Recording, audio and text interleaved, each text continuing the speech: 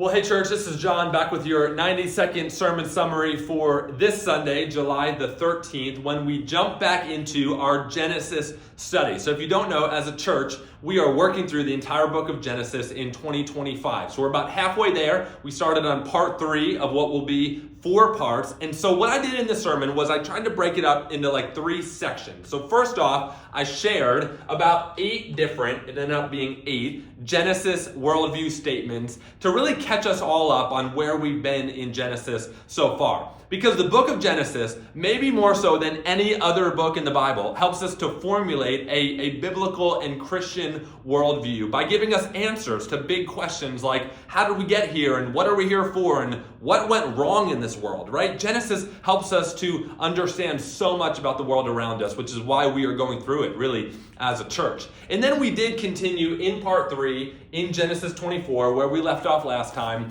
by looking now, this is really focusing on how the Lord is building now the family of Abraham. So part 2 was all about Abraham. Now we're going to look at the patriarchs, Isaac and Jacob, and how God continues to develop this family that he's called to himself, that eventually through them he will bless the entire world. How? By giving us Jesus through the family line of Abraham. So we'll just see how that family develops. And Genesis 24 is a fascinating story of how God providentially arranges the marriage between Isaac and Rebekah. And so at the end, I just shared 3 quick takeaways, 3 applications for how this story really applies to our everyday lives. One of them, for example, is how we are to pray and ask God to providentially lead us and guide us, but also we are to position ourselves in places in life where God can provide for us. And so I would encourage you, especially if you're going to be around, you're going to track with us continually, to catch up on Genesis, especially with those worldview statements.